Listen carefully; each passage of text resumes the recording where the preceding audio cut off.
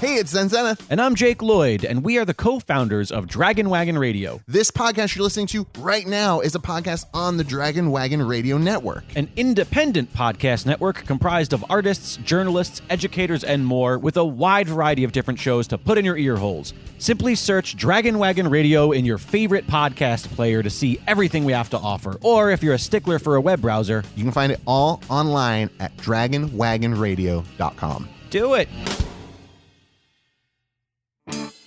It's the greatest mystery in literary history. A divisive question with highly contested answers. Who was the writer behind the pen name William Shakespeare? Welcome to Don't Quill the Messenger.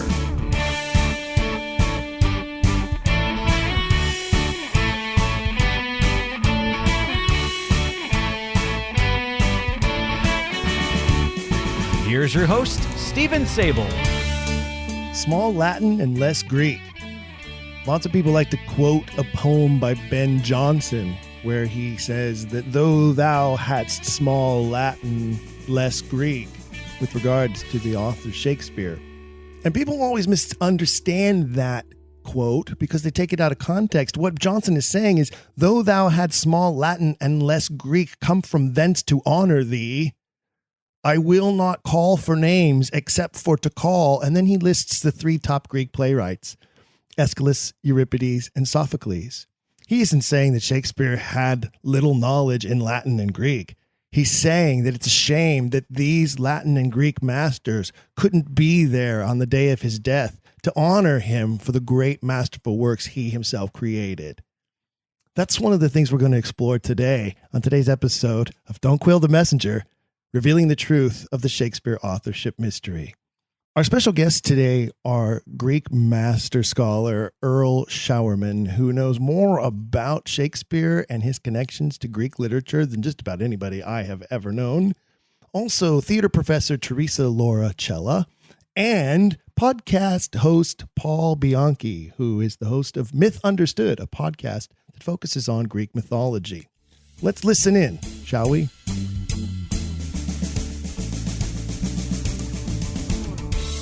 Well, it's a fascinating subject, certainly, and there's no question that our great author, Shakespeare, was fascinated by the Greeks. And if you think the Earl of Oxford is the author, well, that fits this model very well. I mean, he was educated in the households of two of the greatest Greek scholars in Renaissance England, Sir Thomas Smith, who was a chancellor at Cambridge University and put on the plays of Aristophanes back in the 1530s and 40s. Well, he lived with Smith, and Smith had a fabulous collection of Greek editions. And then after the age of 12, he moved in with William and Mildred Cecil. And the Cecils were also great Greek scholars. They had a fabulous collection of Greek and Latin translations of the Greek. And Mildred Cecil was said to have spoken Greek and read Greek as well as she read English. That they just let him move into their house?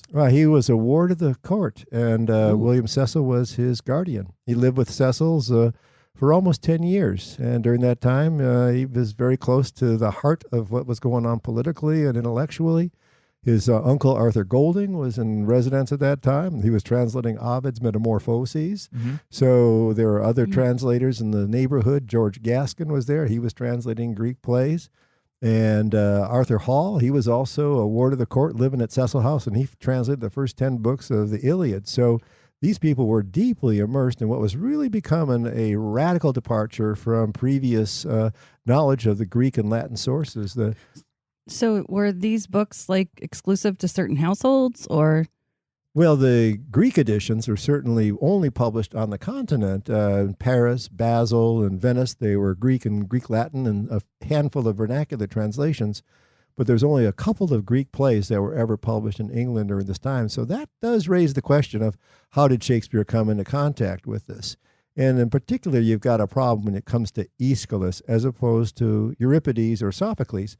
Aeschylus was much harder to translate. And I've been curious to read different editions of the Oresteia, different translations, and they're remarkable how they diverge from each other. The language is very metaphoric. So I think that this was a real challenge for traditional scholars, and most scholars in the 20th century certainly have avoided even looking at the Greek plays. They're happy to accept Plutarch as a source or Lucian because they were English and Latin translations of those works, but not the dramatists. It's interesting you mentioned that Aeschylus was one of the more difficult playwrights to translate.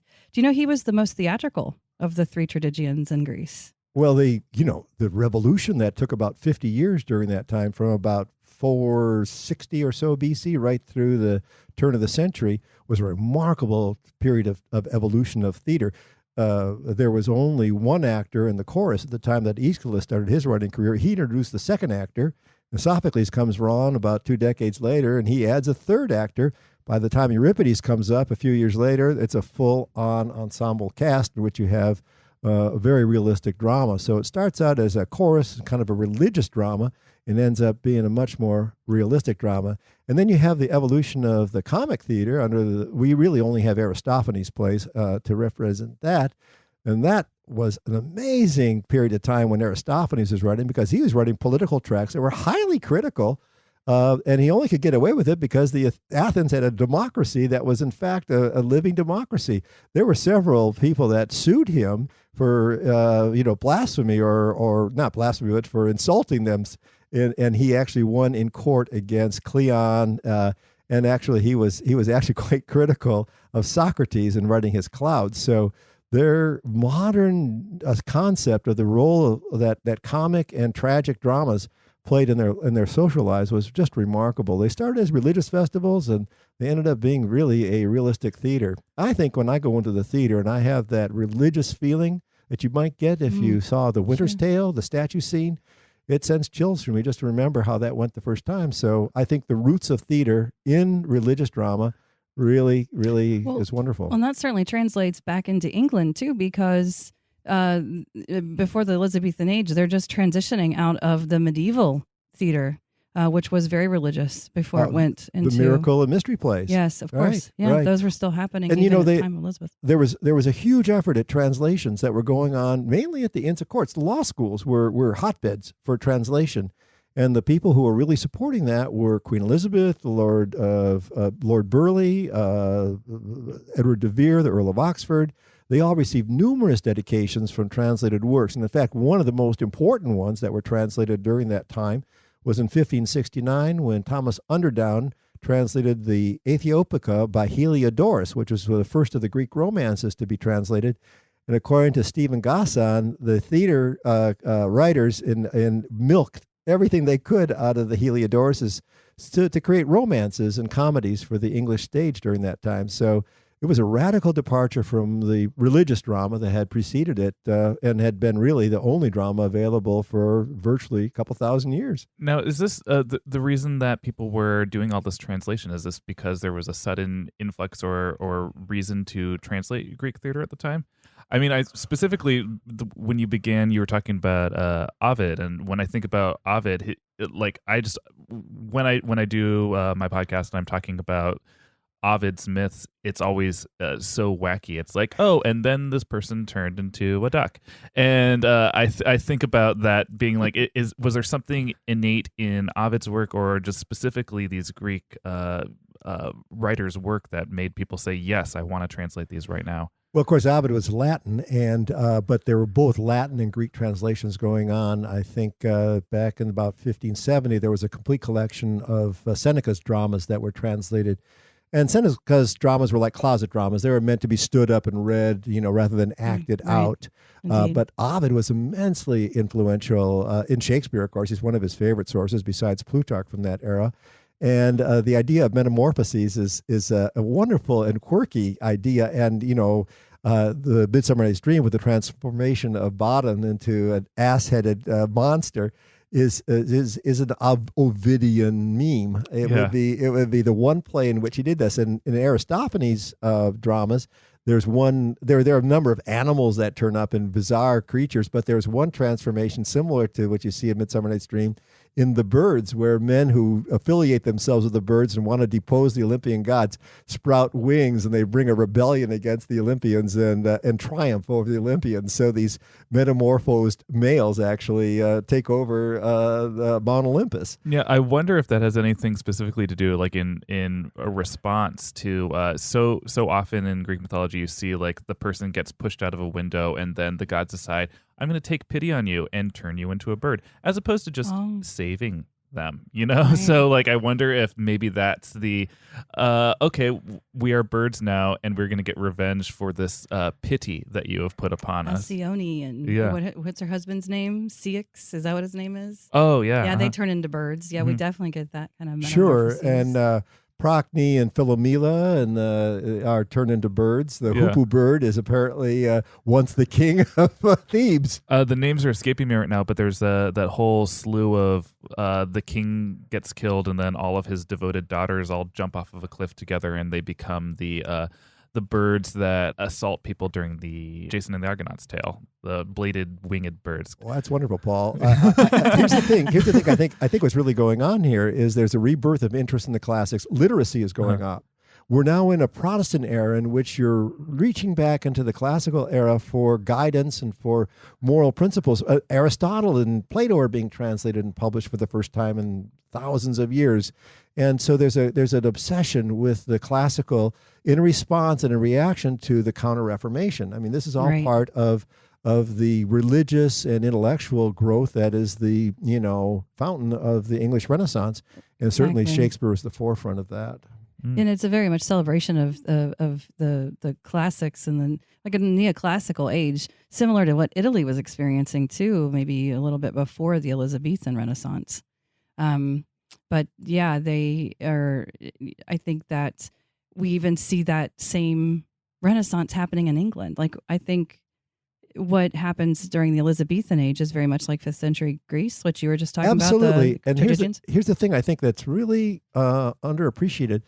There was a critical period in which a small power like Athens or Greece fought successfully against an overwhelming opponent, the Persians. They defeated the Persians twice, in 490 at Marathon and in 480 at the Battle of Salamis and Plataea. And so the small nation defeated the world's most amazing army. I mean, 1 million soldiers were in Xerxes' army that finally came in 480 and were soundly defeated by the Greeks. So you have this rise of nationalism or patriotism within the Greek community, and that's when they built the Acropolis. I mean, the Persians burned Athens, and Pericles comes in and says, I think it's time for us to really show up. And so the cultural renaissance began in a very short period of time, and really within about 60 to 75 years, Athens produced almost everything that's worthwhile that we would call the Golden Age.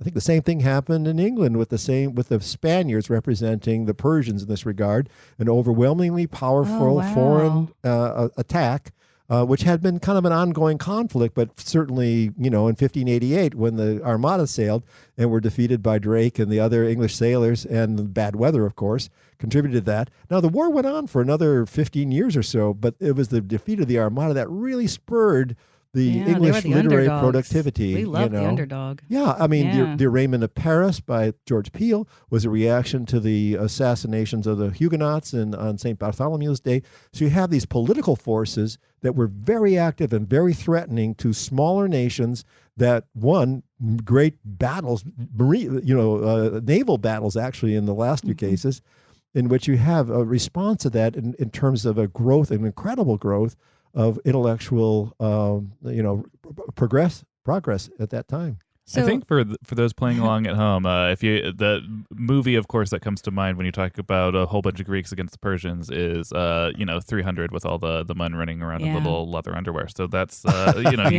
good reference. Yeah, great reference. But visual aid. So historically accurate, I'm sure. That was the Gates of Fire, and that is alluded to. In fact, the leader of the Greek army at that time was named Leonidas, very close to Leontes from the Winter's Tale. And he was in fact, if you look at the names of Shakespeare's characters in the romances like Pericles and the Winter's Tale, they're all based on characters that appear in Plutarch. Who was the king in Much Ado? Isn't he also Leonidas? Yeah, Leontes. Well, there was a Leonidas, there was a Leontes, there was a Leonine, who was the villain in Pericles. Yeah. Okay. Oh there was my the gosh, Duke. there are a lot. Yeah, no, and okay. So the name to be named Leon, if you're in a Shakespeare play, it's kind of not a good thing. You're usually going to cause some trouble for a woman. Yeah. Yeah. So, oh well, that happens in if you- Much Ado too. I once There's always trouble for took a women look in at those plays. the names in Timon of Athens and The Winter's Tale and Pericles and actually in Midsummer Night's Dream. The two suitors in Midsummer Night's Dream, Lysander and Demetrius, they're named after two warriors, one an Athenian and the other one from Sparta, who saved Athens. Both of them were involved in saving Athens from foreign invasions. Lysander was the wow. commander of the Spartan fleet that finally defeated Athens at the end of the Peloponnesian War about 400 BC.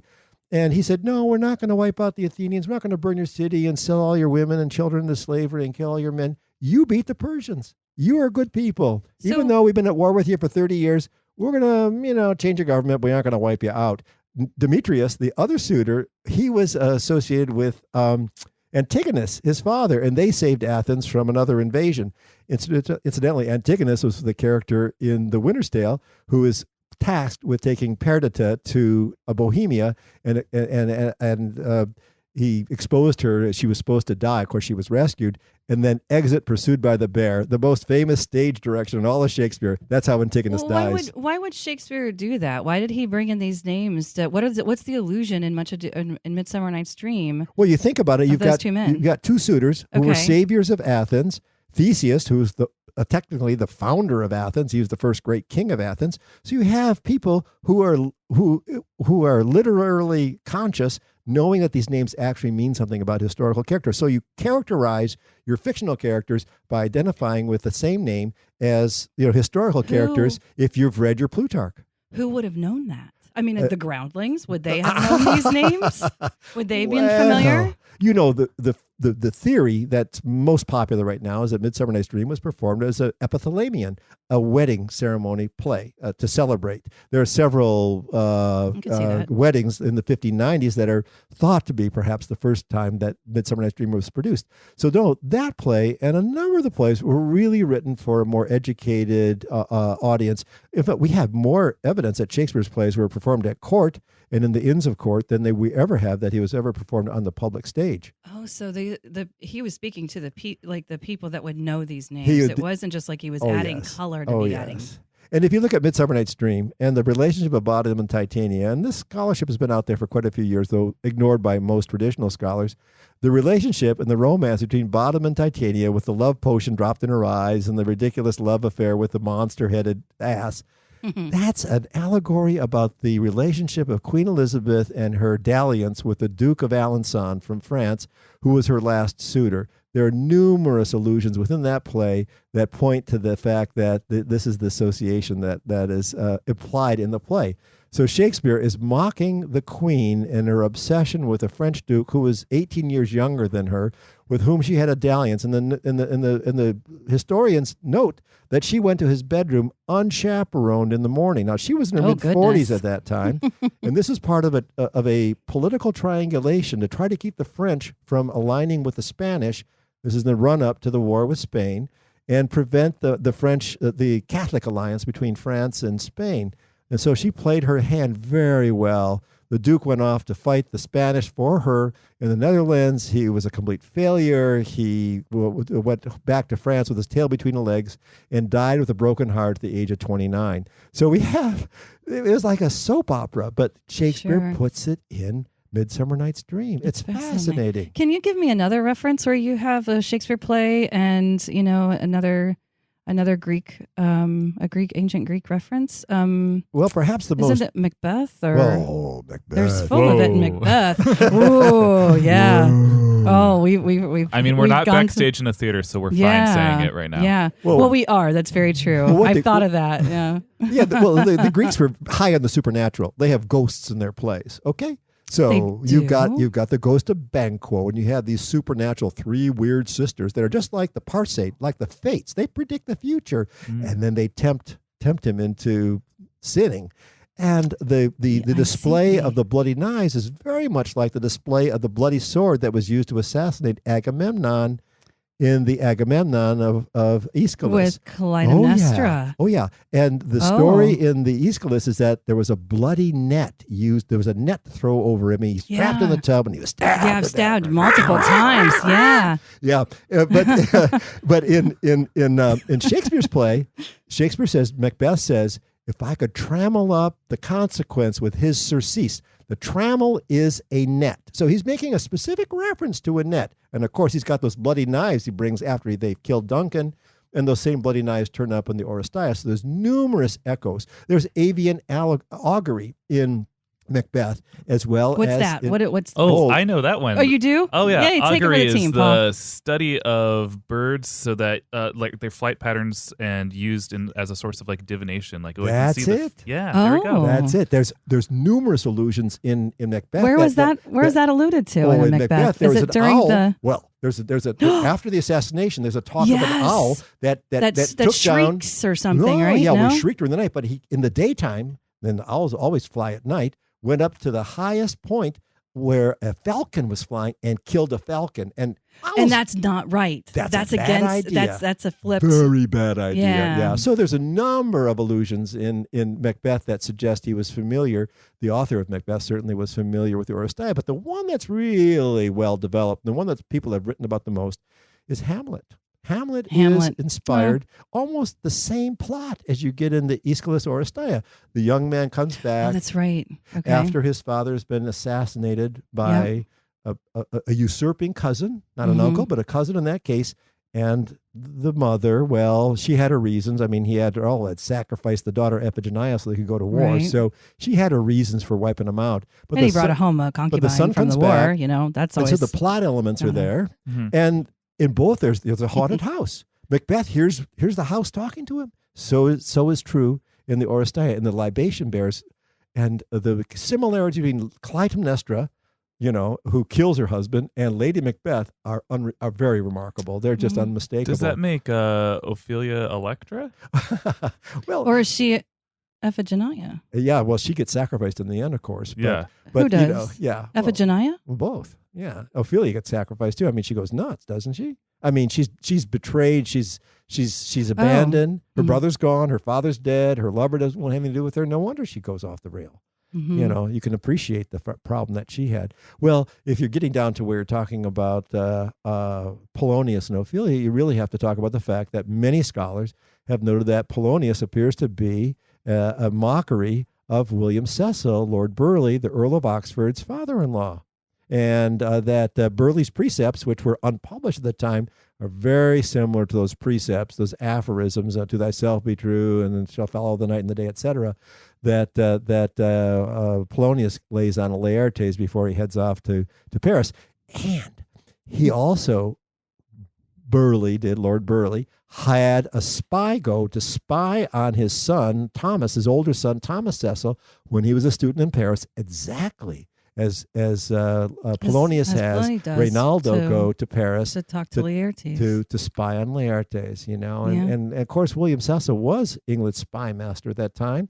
I mean, he helped entrap Mary Queen of Scots. He had his operatives all over Europe, but definitely he was responsible primarily for taking down Mary Queen of Scots. I was really excited for a second because I thought you said a spy goat, and I was like, "Ooh, what's a spy goat?" Wait! You know, goats are in the story. Because, goats are in what story? Well, what is the root of tragedy? It's tragoi, which is goat song. Oh. Ding, ding, ding, ding, ding. Wow. I win the prize. It all comes together just because I misheard you.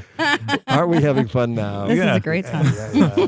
Oh, so I have a rather large question that I feel like is a pretty good question for anyone who's just tuning into this episode. Is why is it even a question that that Shakespeare would have known to use Greek mythology just in general? Just for me, coming from a place of as a writer and someone who in college I wrote a short about Aeneas and Dido, and I did this because I was really interested and familiar with this text, and that's just something that to me writers do. And so why would anyone doubt that that Shakespeare had any knowledge of the Greeks? Well, it really depends on which Greek author you're talking about. Now, we do know that Plutarch was translated into the French by Bishop Amiot, and then Lord North translated that edition, the French edition, into English, which was published in 1579.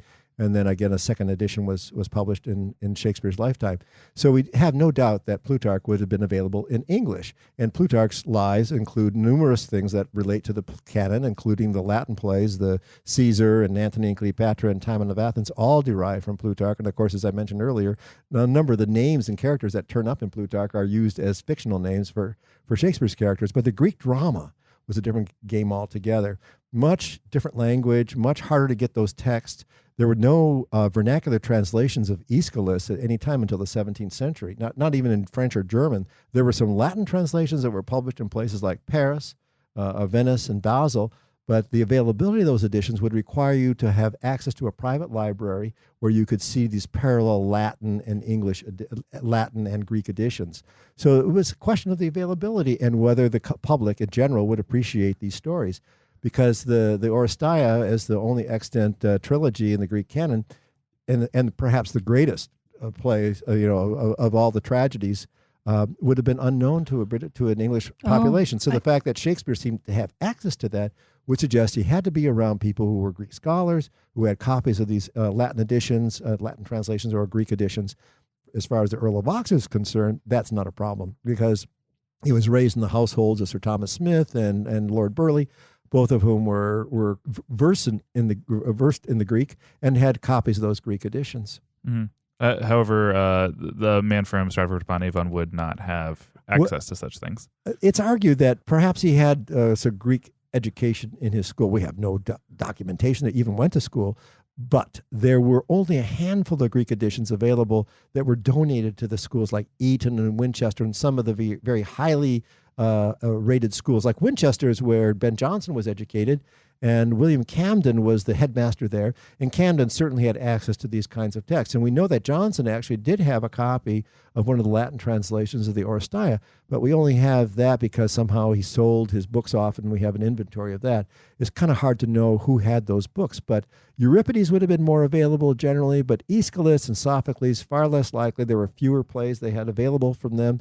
Euripides is more popular, which is why we have so many more of his plays than we have of the other playwrights of the tragic stage.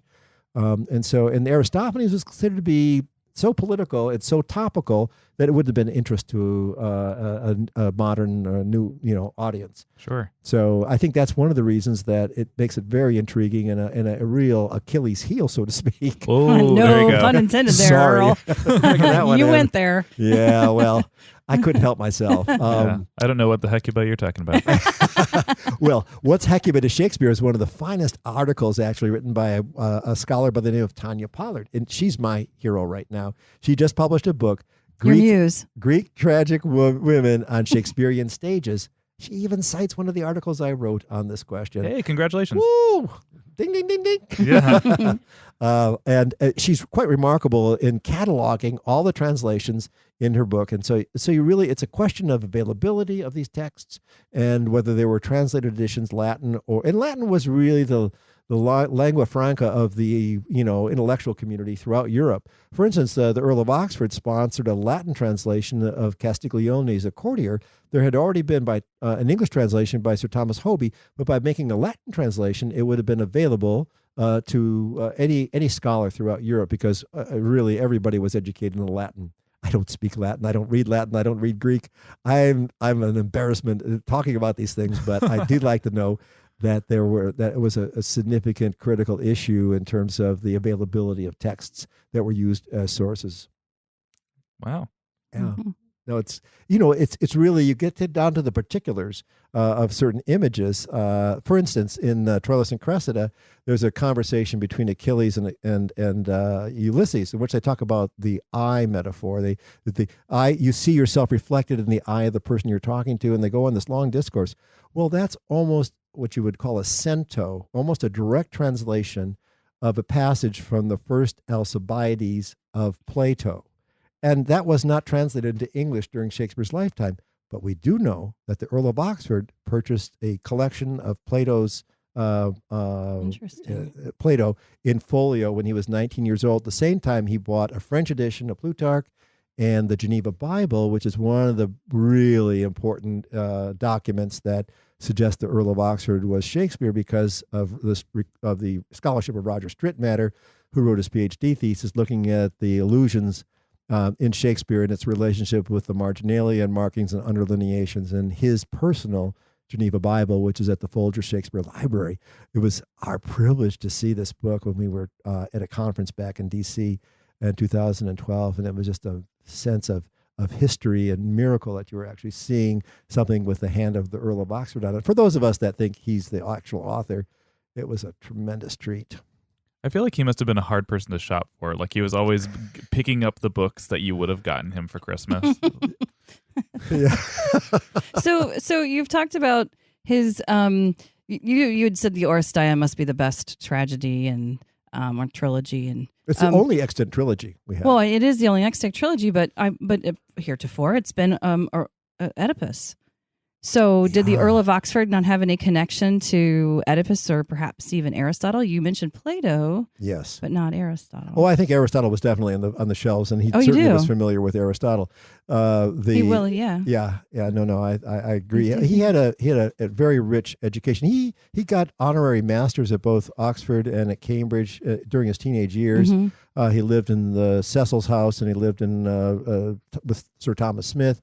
And he was well recognized. He received almost 30 literary dedications in a lifetime. Mm-hmm. So, and a number of those were translations of important classical works, including the Heliodorus, of course, is the one that we were talking about earlier as a source of Greek romances. And of course, Pericles and The Winter's Tale all depend on that. You know, and the writers in his immediate circle. During the years he was probably living in Fisher's Folly in the 1580s, he received dedications from Robert Greene, John Lilly, Anthony Munday, Thomas Watson. All these were writing very close to the bone in terms of, and they all wrote works that were turned out to be Shakespeare sources.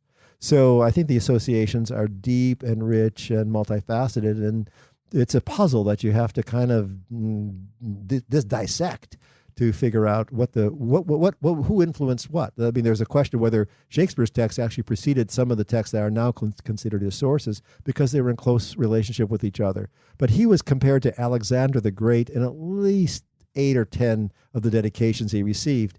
And it's interesting that Edward de Vere was? Yeah. Oh. Because Alexander was a patron of the arts. Yes. In fact, and he was too. John Lilly's play, Campaspe, which is about Alexander the Great, and Campaspe, the beautiful courtesan that he gave to the artist who was painting her picture so he could go off and go off to war, was performed by the Earl of Oxford's boys. And it was a play written by John Lilly. And this is performed at court in 1584, the same year that Oxford's boys also performed the history of Agamemnon and Ulysses, which a number of Oxfordian scholars would believe to be the first rendition of what is eventually going to be Troilus and Cressida. So I think, the associations between Oxford sponsoring 2 acting companies, a musicians company, and all this was very, very, very important. On the heels of that, Theresa, have you ever performed in a Greek show?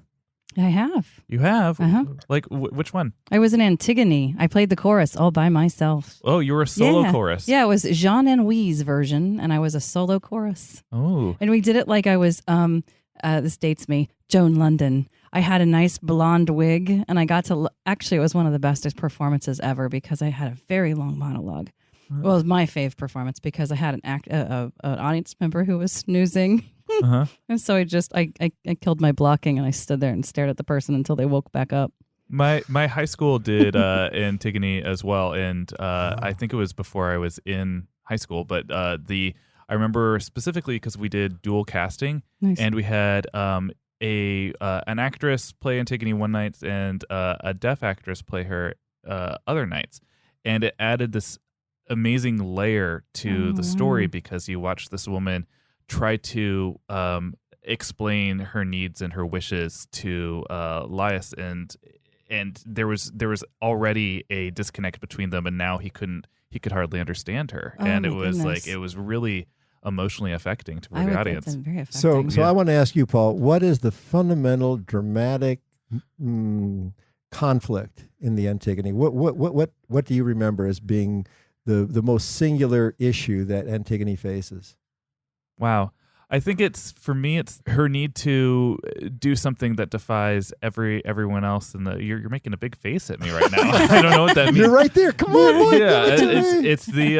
Yeah, it's choosing loyalty to her brother, choosing family over the rule of the land. And what does she do in terms of her actions that represent that?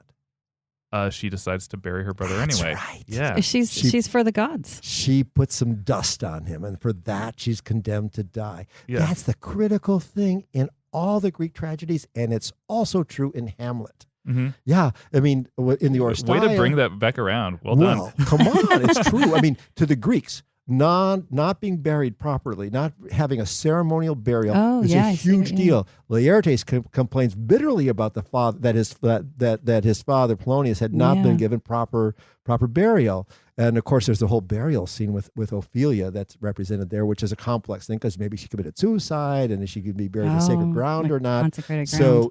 But in the Oresteia, it's a big issue there was an unceremonious burial of Agamemnon, and that sticks in the craw both Orestes and Electra. They cannot stand the idea that their father was not honored with a burial. So for the Greeks, that was a huge deal. I mean, and you hit it right. It's about the family values, but it's about sacred burial. Yeah. And you find that echoed in Shakespeare's plays, particularly in Hamlet. Great. So there you go. See, these echoes that you would call it affinities, the scholars like to call it, who are unwilling to admit that there's actually an intertextual literary relationship, that actually you're sitting there reading this text, oh, that's a cool idea, and I'm going to write it down over here.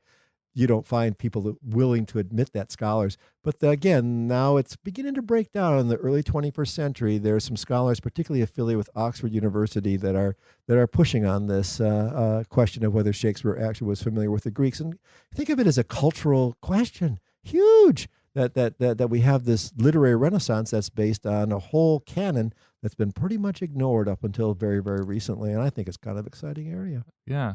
Indeed. You mentioned something about what is Hecuba to Shakespeare, and I'm very interested to know because in my study of learning about Hecuba, she plays her role in the Odyssey and in the Trojan War, but I find her by and large to be a fairly minor character in just general mythology, but she gets mentioned several times in Shakespeare. In Euripides' play Hecuba, she's a major protagonist. Oh, of course, Yeah. So her son has been killed unjustly, and Agamemnon actually allows her to proceed with her plot to kill the king who did not take care of her son, did not protect her son. I mean, she's lost her daughter, she's lost her husband, she's lost her children, and this is the last straw that she has to face.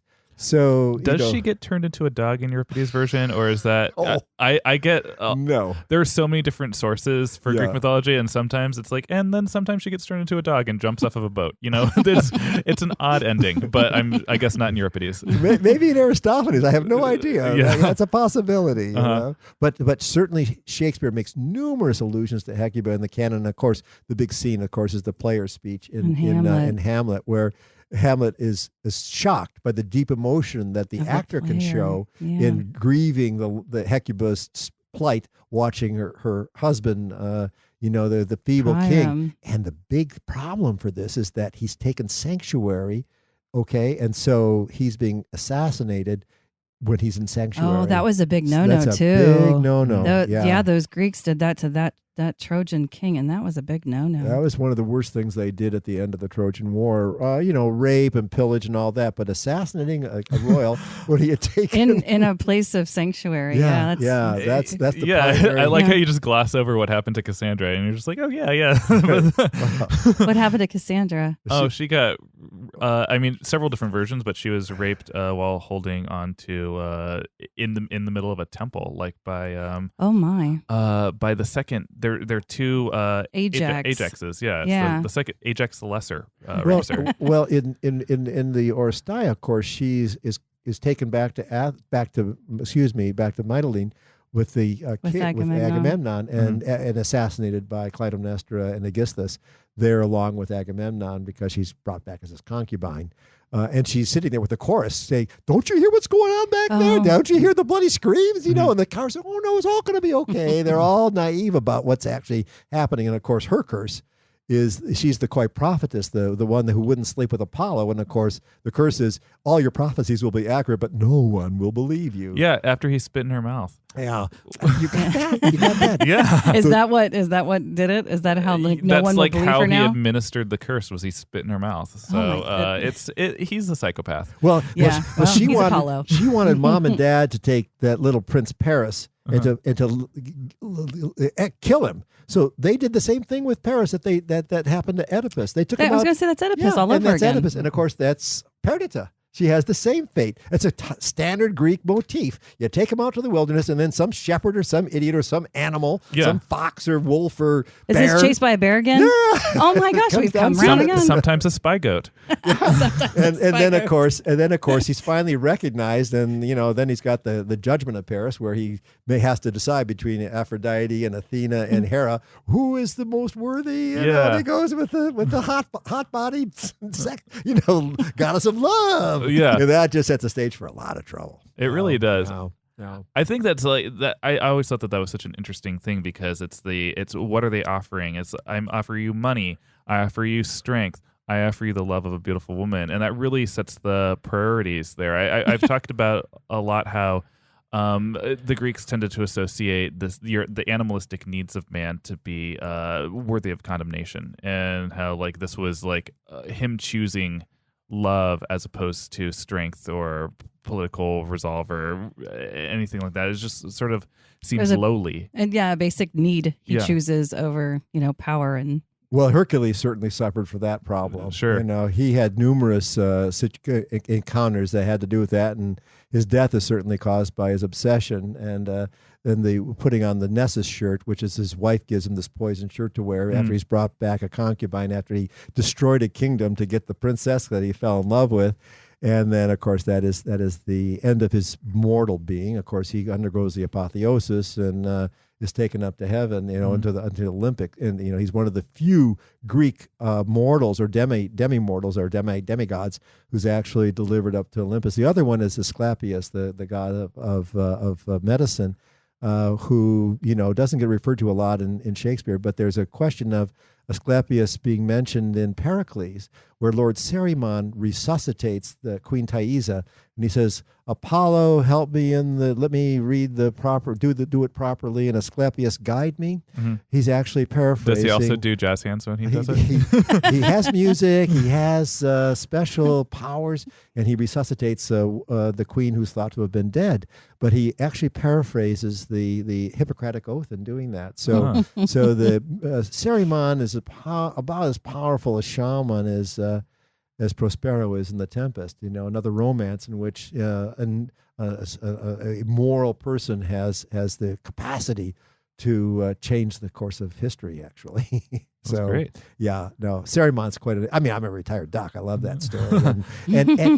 And he talks about, he uses an incredible passage of ethics. He says, I learned from the books and studying minerals, and he combines both Galenic and Paracelsian concepts in his speech and describing how he achieved this thing.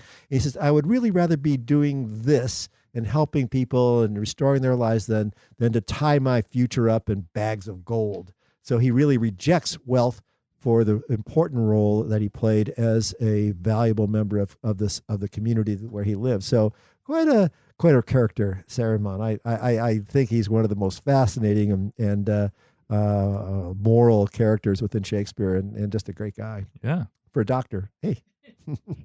Well, I think you have I think the jazz hands and the goat song is a good way to head out. No. Yeah, I'm Listen, feeling a musical coming on. All you folks out there, catch Paul's podcast. He has more fun, and you really need to go back and read the originals, but he does give you a reason to read the Iliad, the Odyssey, the Aeneid, because he's having a heck of a good time.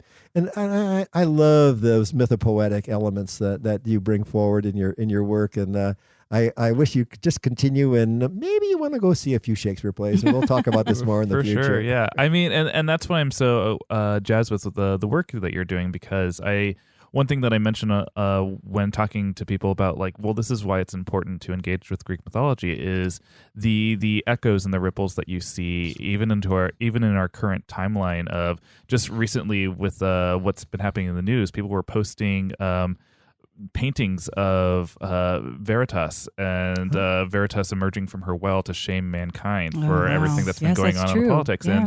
And having that background in mythology just enhances and it helps you enjoy this world that's been shaped so much by Western civilization and what the Greeks have set for us. And of course, Shakespeare as well. Well, let's take it up to the Shakespeare 20th century. Eugene O'Neill, Morning Becomes Electra. T.S. Eliot, The Cocktail Party. These are both based on Greek myths. Arthur Miller talks about Greek myths in Mary his Zimmerman. works. She does the Metamorphoses. Absolutely. You Sarah Rule. Eurydice. Okay. Here we go. Yeah. Boom. It's still going on. I mean, it's 2,500 years old, Yeah. and it's still in our These are still in our living culture. myths within our DNA. Greek myths in our DNA. That's absolutely true. And they are definitely laced throughout the DNA of the Shakespearean canon. You know, one of my favorite plays in the Shakespearean canon has always been Titus Andronicus. I know people go, ooh, it's the creepy, bloody one. But if you look at Titus Andronicus as a piece of literature, you'll find that it is Shakespeare showing off his knowledge of the Greeks. There are more allusions to Greek mythology and literature in that play than any other. And it's really him just showing off how much he has learned and how much he knows through the wonderful library he must have had access to read these. P.S. Probably most of them in their original Greek or first Latin translations. We're so glad that you could join us today for Don't Quill the Messenger. If you'd like to find some more truth, visit ShakespeareOxfordFellowship.org. That's ShakespeareOxfordFellowship.org. It is your source and resource for answers to questions you have about the Shakespeare authorship mystery. You can find more episodes of Don't Quill the Messenger, download them, and listen to different topics as we together seek to find the truth about this 425-year-old mystery. I'm so glad you can join us for each episode. Please give us a rate and review. We want to hear from you here at Don't Quill the Messenger. I'm your host, Stephen Sable. Keep asking questions. If you've enjoyed today's episode, please leave a rating and review in your podcast player. For even more, visit our website, don'tquillthepodcast.com. There you can find official merchandise in our shop, as well as a link to our Patreon. This show is made possible by people like you. We hope you'll consider showing your support by becoming a monthly patron, where you'll receive bonus material and tons of exclusive perks. You can also join in the conversation on our Discord and by following us at Don't Quill the Pod on all social media. All of this can be found at don'tquillthepodcast.com, don'tquillthepodcast.com.